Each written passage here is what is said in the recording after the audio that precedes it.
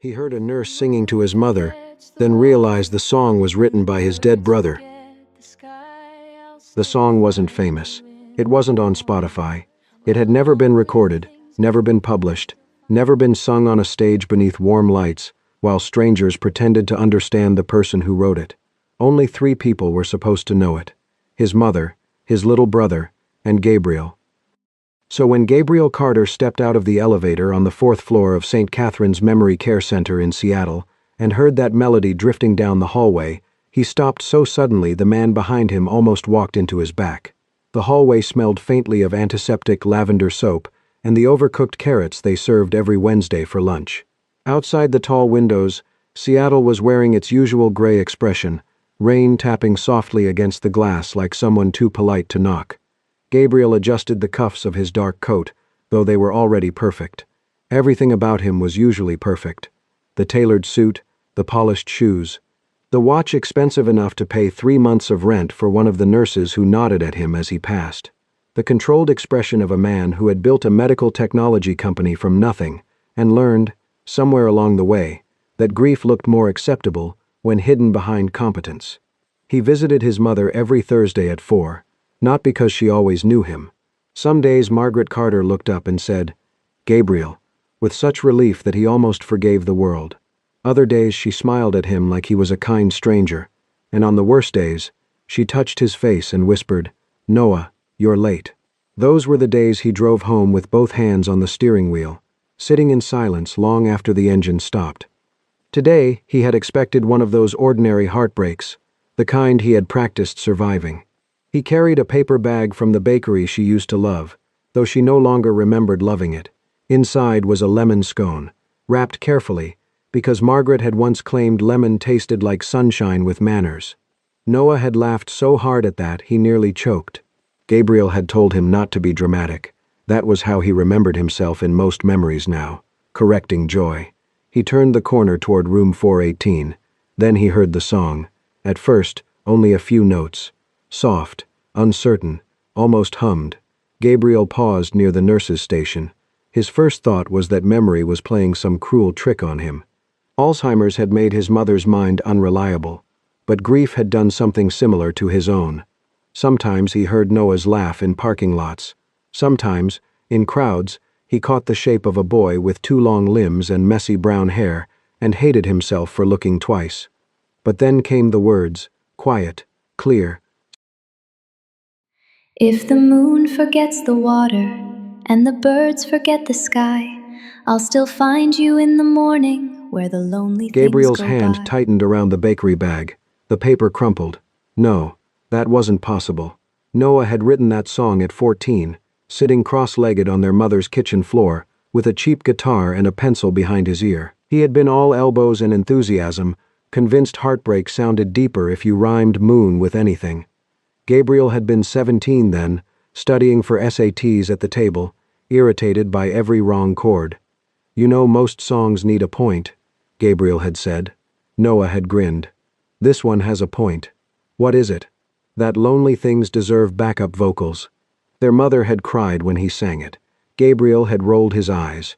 But later, when no one was around, he had written the lyrics in the back of an old notebook so he could tease Noah with them someday. He never got the chance. The song had stayed inside the family. No recordings, no performances, no online posts, no sheet music. Just a ridiculous little song by a boy who thought feelings belonged everywhere, even in badly tuned guitars. And Noah had been dead for 8 years. Gabriel moved before he fully decided to. His shoes made almost no sound on the polished floor. The melody grew clearer as he approached his mother's room. The door was halfway open.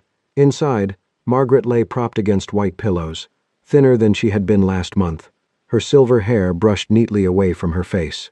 Her eyes were closed. One hand rested outside the blanket, fragile and blue-veined. Beside her sat a young nurse in navy scrubs. She couldn't have been more than 24. Her brown hair was twisted messily at the back of her head, with a pencil stuck through it like an emergency structural support. A plastic badge clipped to her pocket read, "Lily Monroe, Neurology." She held Margaret's hand as she sang, thumb moving gently over the older woman's knuckles. Not performative, not sentimental, just steady. as if the song belonged in that room, as if it had always belonged there. Gabriel's chest went cold. Lily sang the next line, and it was the line that did it. The one Noah had added later, after their mother told him the first version was too sad. And if home becomes a hallway, with no door I recognize. Gabriel stepped into the room. Stop. The word came out sharper than he intended. Lily's voice broke mid-note. Margaret's eyes fluttered open. For half a second, the room was silent except for the rain tapping against the window and the slow beep of the monitor beside the bed. Lily turned. Her face was soft at first with confusion, then professional concern. "Mr. Carter," she said, rising quickly. "I'm sorry. I didn't hear you come in." Gabriel barely heard her. He was staring at her like she had walked into the room carrying Noah's old guitar. His mother blinked at him. "Noah?" she whispered. The name struck him with familiar precision. Lily's expression changed. Not pity, recognition, and something else. Fear. Gabriel set the bakery bag down on the table without looking. The lemon scone inside had been crushed flat. He took one step closer. "That song," he said. Lily swallowed. Margaret's fingers tightened weakly around hers, as if asking her not to let go. Gabriel's voice dropped lower, more controlled, more dangerous. "Where did you hear that song?" All the color left Lily Monroe's face. Lily did not answer. That was Gabriel's first confirmation that something was wrong. In his experience, innocent people answered quickly. They became confused, offended, nervous, but they answered. Lily Monroe only stood there with her hand still caught in his mother's, her face pale, her eyes fixed on him, as if he had asked a question she had spent years hoping no one would ask. Margaret looked between them, her expression clouded. "Don't be cross," she murmured. "She sings it nicely." Gabriel's jaw tightened. "Mom," he said gently, though nothing in him felt gentle. Margaret frowned. "You're not Noah." "No," he said. "I'm Gabriel." She considered this, then gave a small disappointed sigh, as if he had arrived wearing the wrong name. Lily lowered her gaze. "I should check on my other patients," she said. "You should answer me." Her eyes lifted back to his. For the first time, Gabriel noticed they were not frightened exactly. Guarded, yes. Shocked, absolutely. But there was something stubborn beneath it, something that refused to bend, simply because a wealthy man in an expensive coat had decided he deserved an explanation. "This isn't the place," Lily said quietly. "This is exactly the place." "No," she replied. "This is your mother's room, and she's already upset." Gabriel looked at Margaret. His mother had begun rubbing the edge of her blanket between two fingers, a habit she had developed when anxious. Her breathing was shallow. Her eyes moved toward the window, then the door, then Lily, as if trying to locate herself in the room. The anger in Gabriel's chest did not disappear, but it shifted. Lily noticed the change immediately. Without waiting for permission, she sat again beside Margaret and softened her voice. "Margaret, can you look at me?" "There you are," Lily said. "We're in your room. It's Wednesday afternoon. It's raining, but not dramatically enough to impress anyone." Margaret blinked. "Seattle has lost its standards," she said. Lily smiled. "Completely." Against his will, Gabriel almost laughed. "Almost," Lily continued. "Your son Gabriel is here. He brought you something from the bakery." "Lemon?" Margaret asked. Gabriel stared at her. "Yes," he said, too softly. Margaret's fingers relaxed. Lily glanced at him once, then back at his mother. "See? You're safe." The word landed harder than Gabriel expected. Safe.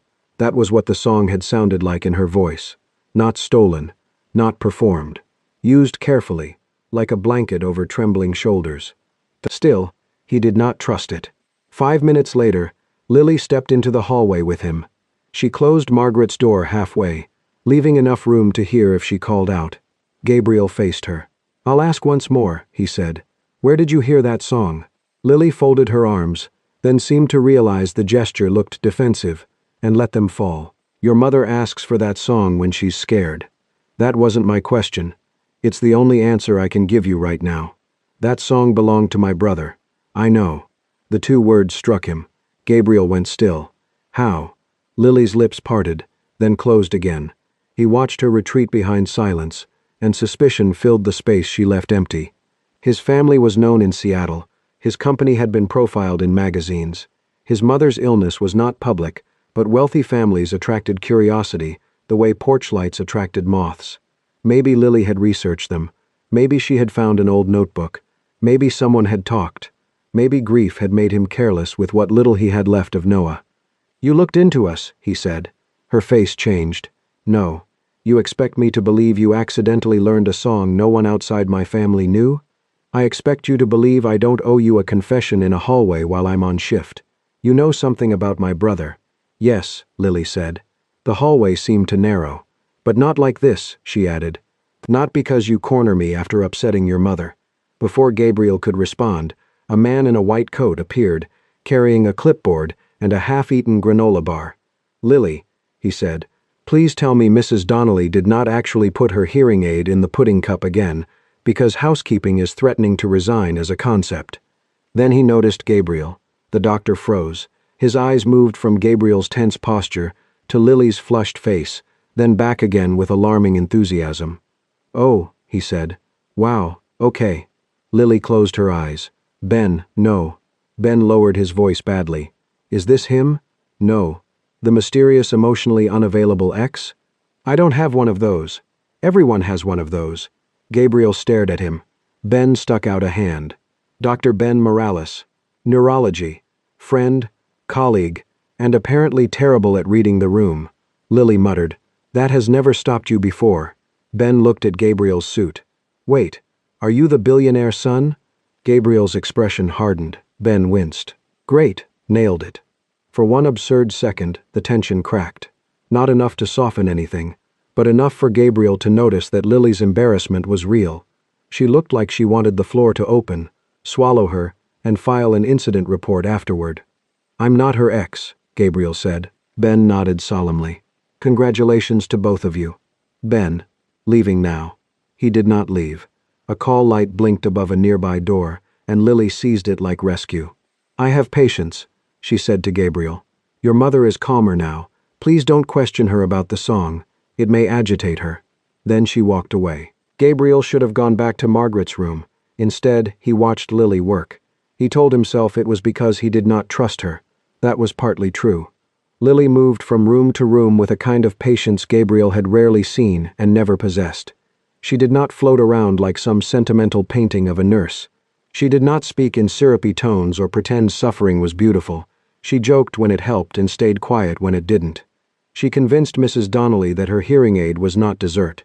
She helped a retired school principal button his cardigan after he cursed at her in 3 languages, 2 of which Gabriel suspected he had invented.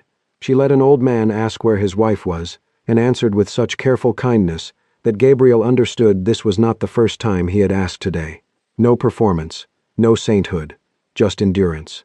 When Gabriel returned to his mother's room, Margaret was awake.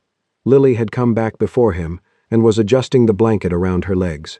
Margaret looked at Lily's face for a long time, then her eyes cleared in a way Gabriel had not seen for weeks. Recognition moved through her slowly, like sunlight crossing a floor. "Oh," Margaret whispered. Lily went very still. Margaret lifted a trembling hand and touched Lily's cheek. "Noah's little friend," she said. Gabriel stopped breathing. Lily's eyes filled instantly, but she did not look away. Margaret smiled. "He worried about you." The room tilted beneath Gabriel's feet. Noah's little friend. Gabriel looked at Lily, but this time his anger had nowhere simple to go, because the nurse who knew too much was staring at his mother with the face of someone who had lost Noah too. Lily did not tell him that day, not fully. After Margaret called her Noah's little friend, something in the room became too fragile to touch. Margaret grew tired almost immediately afterward, her brief window of recognition closing like a hand losing grip. She asked for tea, then asked where her husband was, then fell asleep before Lily could answer. Gabriel stayed by the bed until the rain outside turned from silver to black. Lily avoided his eyes. He did not push her again in front of his mother. But the next evening he returned.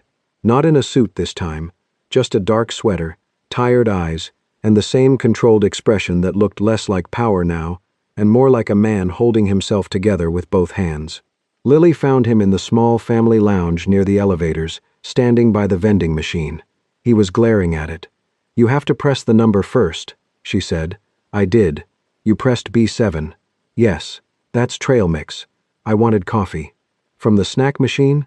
Gabriel looked at the glass front, then at the coffee machine beside it. Lily pressed her lips together.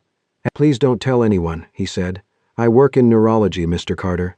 Confidentiality is sacred. You're laughing. I'm professionally observing. For the first time since he had met her, Gabriel almost smiled. Then the silence returned. Lily bought him a terrible vending machine coffee out of pity. They sat across from each other at a small table near the window. The fluorescent light made everyone look unwell. Somewhere down the hall, Ben was arguing cheerfully with a patient who insisted he was the governor of Oregon. Gabriel wrapped both hands around the paper cup. You knew my brother, he said. Lily looked down. Yes. How?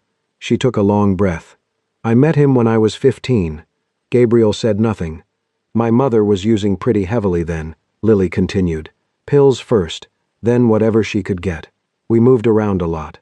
Motels when she had money, her boyfriend's place when she didn't. Sometimes the car. She said it plainly, without asking to be pitied. That made it worse. The public library on 5th stayed open late on Thursdays. It was warm, there were bathrooms. Nobody bothered me if I pretended to do homework.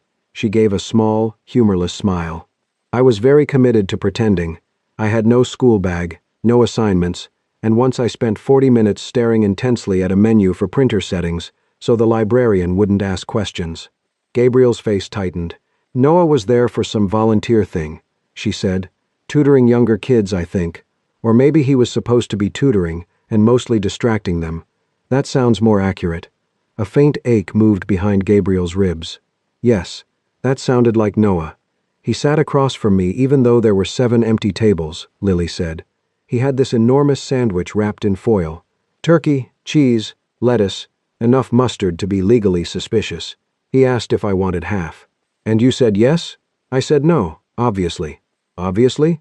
I was 15, homeless, and extremely proud in the way only teenagers with absolutely nothing can be. Her mouth twitched. So he shrugged and said, Good, because I wasn't offering. I just wanted you to admire it. Then he ate exactly half, wrapped the rest back up, and accidentally forgot it on the table when he left. Gabriel looked away. He could see it too clearly. Noah pretending not to care. Noah caring too much. He came back the next Thursday, Lily said. Same table, different sandwich. He never asked why I was there, never asked where my parents were, never gave me that look adults give when they're deciding whether your sadness is inconvenient. What look? Lily met his eyes. The one where they want to help, but they also want you to become a simpler problem. Gabriel absorbed that quietly. Noah was not simple, he said. No, Lily said. He was a disaster. The word surprised a laugh out of him. A real one. Small but unmistakable, Lily seemed relieved by it. He tried to help me study, she said. He was terrible at math. He told everyone he was good at math.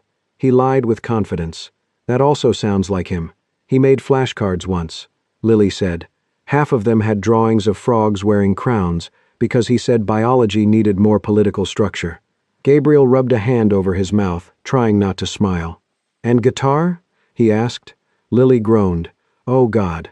He taught you? He attempted to. That is legally distinct. Despite himself, Gabriel leaned forward. Noah had this cheap guitar with one string that buzzed, Lily said. He thought knowing 4 chords made him a tortured artist. He'd sit outside the library after closing and try to teach me songs, except neither of us could keep rhythm. We sounded like 2 raccoons trapped inside a laundry basket. Gabriel laughed again. This time it hurt. But not only hurt. For 8 years, Noah had existed in Gabriel's memory as a frozen tragedy. 17 years old, angry, gone. Lily was giving him back the irritating, ridiculous, living version. The version who drew royal frogs. The version who weaponized sandwiches. The version Gabriel had almost forgotten because remembering him alive was harder than mourning him dead. He knew about your mother? Gabriel asked. Some of it, not all. Lily looked down at her hands. He knew I'd stopped going to school. He kept telling me to take the equivalency exam when I turned 16. I told him that was adorable and stupid. Why? Because people like me didn't become anything. Gabriel said very quietly, You became a nurse. Eventually, her voice softened, but only because someone was annoying enough to keep believing I could. The lounge fell quiet. Then Gabriel asked the question he had been avoiding since Margaret's words. The song. Lily closed her eyes briefly. When did he write it? He asked. She did not answer right away. A cart rattled somewhere down the hall. Someone laughed at the nurse's station. Ordinary life continued around them, careless and bright. Lily's voice, when it came, was lower. I had decided to leave Seattle. Gabriel went still. My mom disappeared for 3 days. When she came back, she had a new boyfriend, and no idea where the car keys were. I was tired, angry, embarrassed. I told Noah I was done with school, done with the library, done with people telling me I had potential, like potential was a place I could sleep. She swallowed. That night, I told him I wasn't coming back. Gabriel's fingers tightened around the coffee cup. He didn't argue, not at first. He just sat beside me on the curb outside the library with that stupid guitar. A faint smile broke through her grief. Then he started playing. Badly. Gabriel shut his eyes. He said if I was leaving, I needed a theme song. Something dramatic enough to make terrible decisions feel cinematic. That sounds unbearable. It was. Lily laughed once, softly, and then he sang. Her eyes filled, but she kept going. He made most of it up right there. The moon, the water, the hallway, the lonely things. He said the song was for people who forgot they could still be found. Gabriel could not speak. I came back the next Thursday, Lily said. I enrolled for the GED program 2 weeks later. Her voice broke. But Noah never knew that part. Gabriel looked at her. Lily wiped quickly at her cheek, embarrassed by the tear. 2 weeks after he sang that song to me, she said, he died. The words sat between them, heavy, unfixable. Gabriel stared at her, and for the first time, the song no longer felt stolen. It felt like a door he had never known existed, a door his brother had opened for someone else before leaving the world completely. Lily looked down at her hands. I should have found your family, she whispered. I know that. I should have told your mother. Told you. But I was 16 by then, and I didn't know how to walk into a rich family's grief and say, your son saved me with sandwiches and a bad guitar. Gabriel's voice came out rough. Why didn't Noah tell us about you? Lily gave a sad little smile.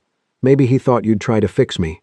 That landed harder than Gabriel expected, because it sounded exactly like something Noah would say, and because it was probably true. After that night, Gabriel stopped looking at Lily as a question. He still had questions. Too many. They came to him in the car, in elevators, in the middle of board meetings when someone said the word outreach, and he suddenly pictured Noah leaving half a sandwich on a library table. But Lily was no longer the woman who knew too much. She was the woman who knew a version of Noah Gabriel had missed. And that changed everything. He began arriving earlier for his visits. At first, he told himself it was because Margaret seemed calmer when Lily was on shift. That was true. His mother responded to Lily's voice, to the easy rhythm of her patience, to the way she never corrected Margaret too harshly when memory bent the room into another decade. But it was not the whole truth. Sometimes Gabriel arrived at 3 instead of 4 because he wanted to hear what Lily would say when Margaret insisted the year was 1999 and Gabriel had a math test he was avoiding. He always avoided math, Margaret said one afternoon, pointing at Gabriel from her armchair by the window. Lily was helping her fold towels, a task Margaret could still do on good days if no one rushed her. Gabriel looked up from the book he had been pretending to read. I never avoided math. Margaret frowned. Noah, you once told me algebra was a government rumor. Lily coughed into her shoulder. Gabriel looked at her. Don't.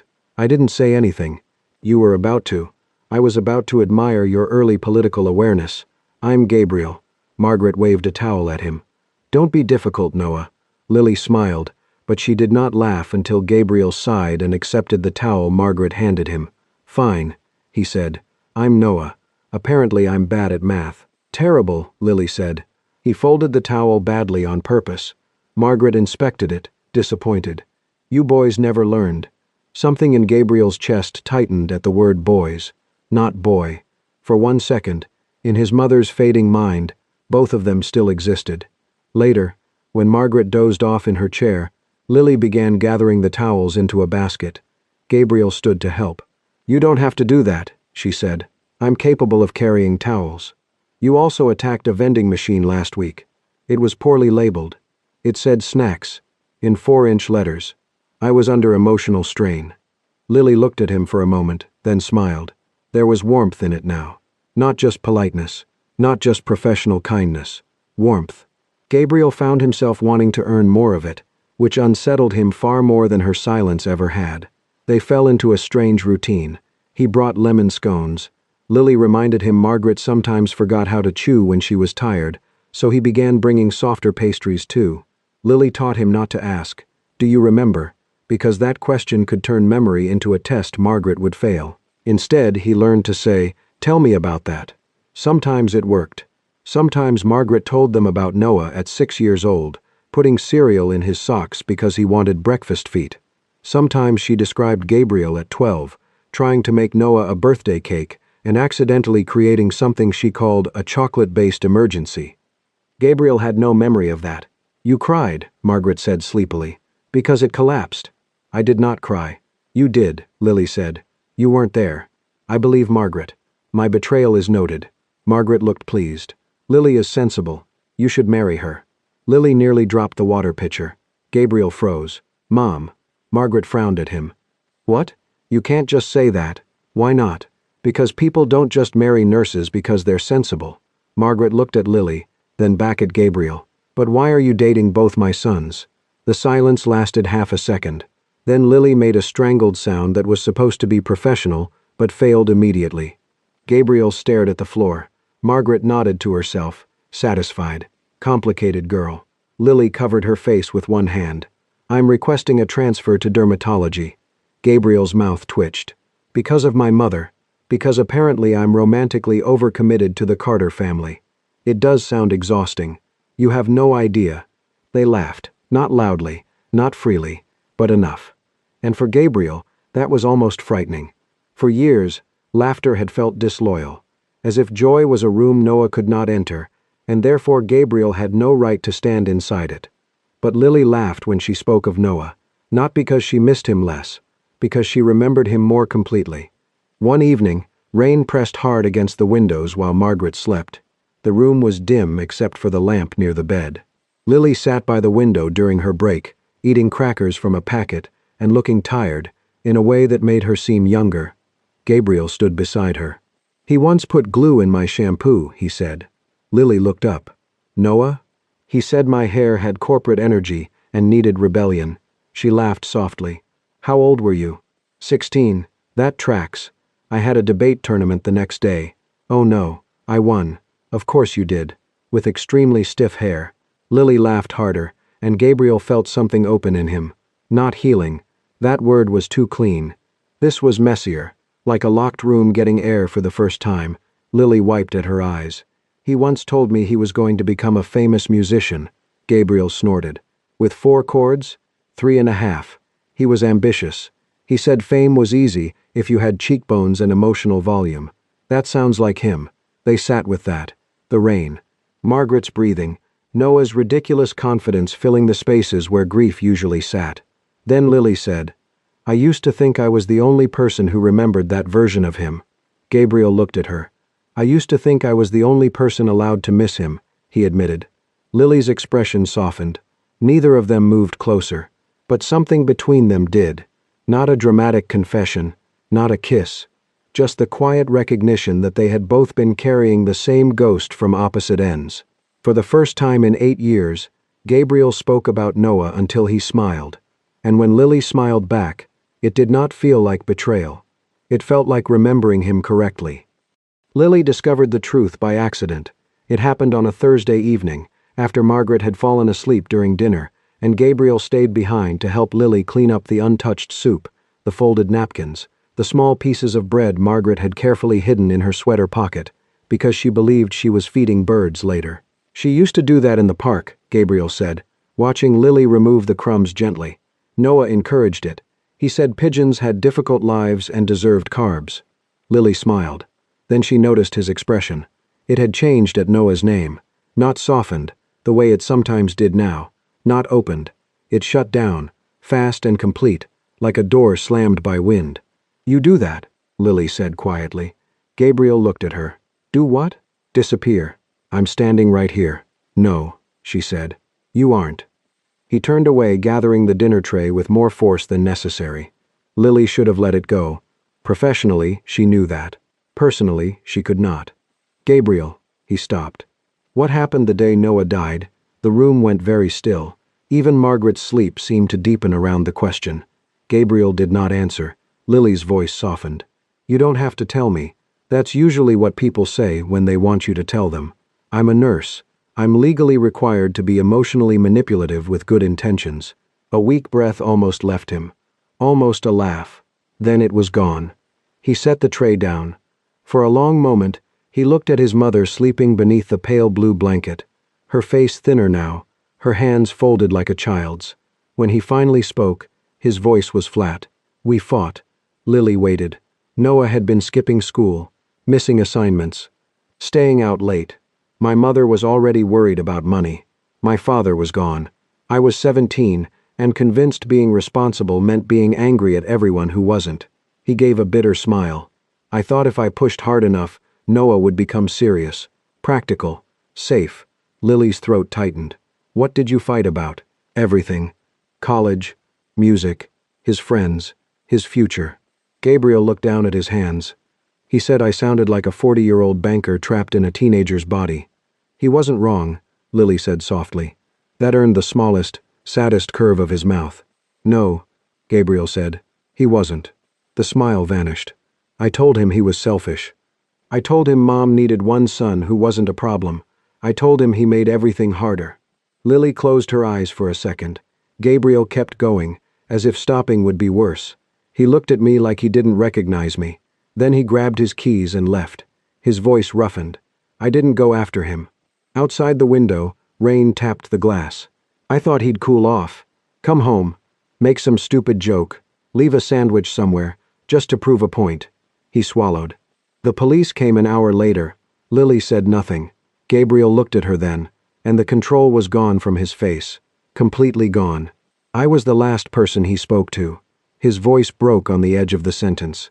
And the last thing I did was make him feel like a burden. Lily took one step toward him. He shook his head once, as if warning her not to offer comfort he did not deserve. If I hadn't said those things, he whispered, he'd still be alive. There it was, the sentence he had built his whole life around. Not spoken like a theory, spoken like a verdict.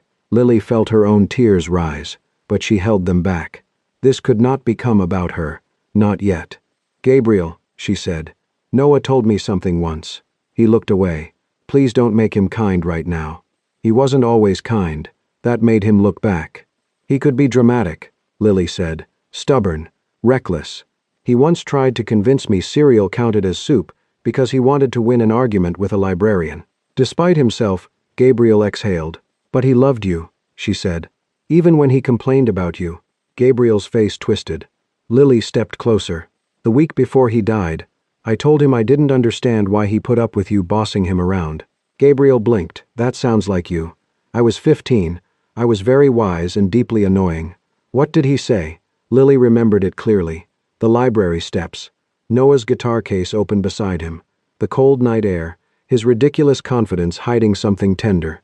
He said, my brother thinks he has to fix everyone. One day he'll learn he doesn't have to. Gabriel went completely still. Lily's voice trembled now. He didn't say it like he hated you. He said it like he understood you. Gabriel pressed the heel of his hand against his eyes. No, Lily. Yes, she whispered. He knew you were scared. He knew you were trying to hold everything together. Maybe you hurt him that night. Maybe those words mattered. I'm not going to lie and say they didn't. Gabriel's shoulders shook once. But you did not kill him. The tray on the table rattled softly when his hand hit the edge. For a moment, he looked like he might argue, like he had spent 8 years preparing evidence against himself and could not bear to have the trial interrupted. Then something in him gave way. Gabriel Carter, who negotiated with boards and investors and hospital executives without blinking, covered his face with both hands and broke. Not gracefully, not quietly. He bent forward, as if grief had finally found the exact place to strike. Lily did not touch him right away. She remembered what Noah had taught her without knowing he had taught it. Sometimes the most loving thing was not to rush someone out of pain. So she stood close, present, steady. After a few moments, Gabriel reached blindly, and she took his hand. His fingers closed around hers like he was falling. Across the room, Margaret stirred. Lily turned. Margaret's eyes were open, terrifyingly clear. "Gabriel?" she whispered. He froze. Then slowly he lowered his hands. "Mom?" Margaret looked at him for a long time. Not through him. At him. Her gaze moved over his face with an aching recognition that made Lily's breath catch. "My boy," Margaret said. Gabriel dropped to his knees beside the bed. "I'm here." Margaret lifted a shaking hand. He caught it carefully, almost afraid she might vanish if he held too tightly. Her eyes filled. "Noah," she whispered. Gabriel flinched. Then she squeezed his hand. "Noah never blamed you." The words were barely more than breath, but they landed with the force of mercy. Gabriel shook his head, tears falling freely now. "Mom, he was angry," Margaret said, each word slow, difficult, fought for. "Boys get angry. Brothers say cruel things." Her fingers tightened. "But he loved you." Gabriel pressed his forehead to her hand. Margaret looked past him to Lily. A faint smile touched her mouth. "You sang him back," she whispered. Lily couldn't speak. Gabriel stayed kneeling there, holding his mother's hand, crying like the 17-year-old boy who had never been allowed to grieve properly because he had been too busy punishing himself. Margaret's eyes began to cloud again. The moment was leaving. Gabriel felt it. He lifted his head quickly. "Mom?" She blinked. "Gabriel?" she asked, confused now. "Did you bring lemon?" He laughed through the tears. A broken, beautiful sound. "Yes," he said. "I brought lemon." Margaret smiled, satisfied.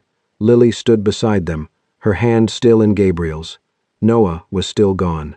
Nothing had changed that. But for the first time in 8 years, Gabriel could imagine a world where loving his brother did not mean staying guilty forever. A few months later, Margaret became smaller. Not only thinner, though she was that too. Smaller in the way her voice faded. Smaller in the way her memories arrived less like stories, and more like loose threads no one knew how to tie together. Some days, she still knew Gabriel. Most days, she knew Lily only as the girl with the song. Gabriel no longer corrected her. By then, he had learned that love in a memory care ward was not about dragging someone back to the present.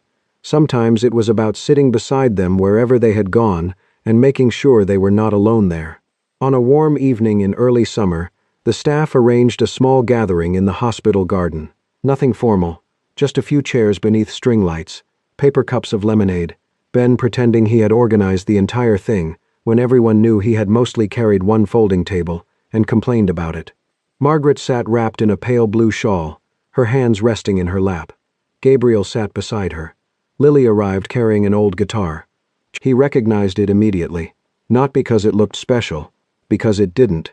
Cheap wood, scratched edge, one corner worn smooth. Noah's guitar. Gabriel stared at it. Lily noticed. "I kept it," she said quietly. "After he died, someone from the library gave it to me.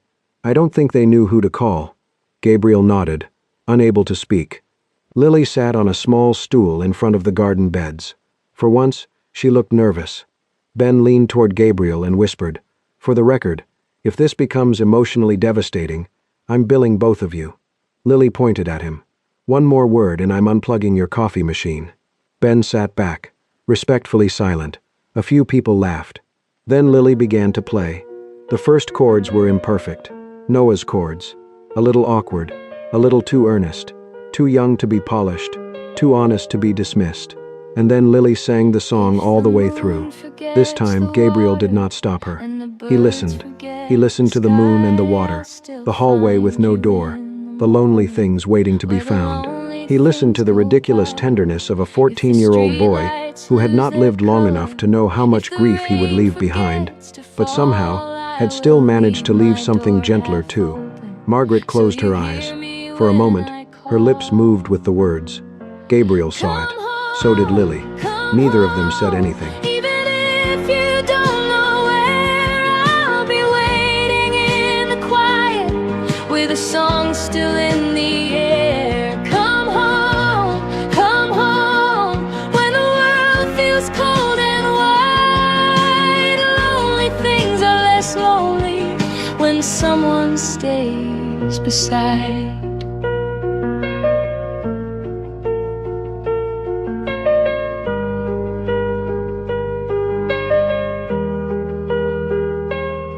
If your name whisper.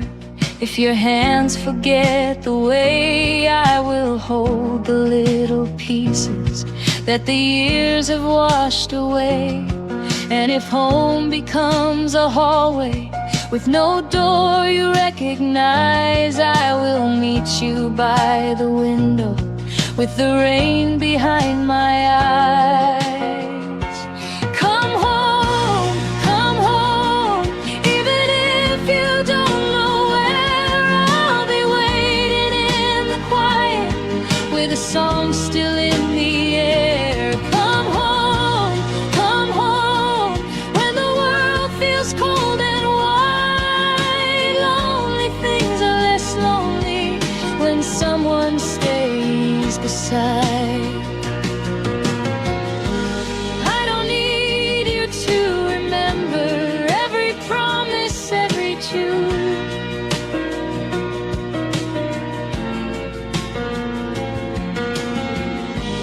I don't need you to be certain of the sun, the sea, the moon.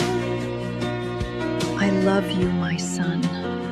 I love Just you let too, my Mom. voice be You're a my lantern. everything. Just let my And you're mine, hand be a always. thread. Love can still keep singing what memory has left unsaid. Sometimes we spend years punishing ourselves for a single mistake, while the people we loved would have forgiven us long ago.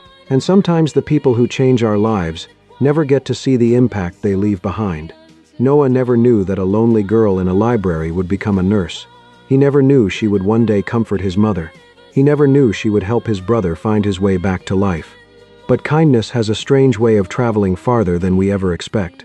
So here's a question for you. Have you ever met someone whose influence stayed with you long after they were gone? Share your thoughts in the comments below. We'd love to read your story, and if this story touched your heart, please like this video and subscribe to Soul Stirring Stories. Take care of yourself.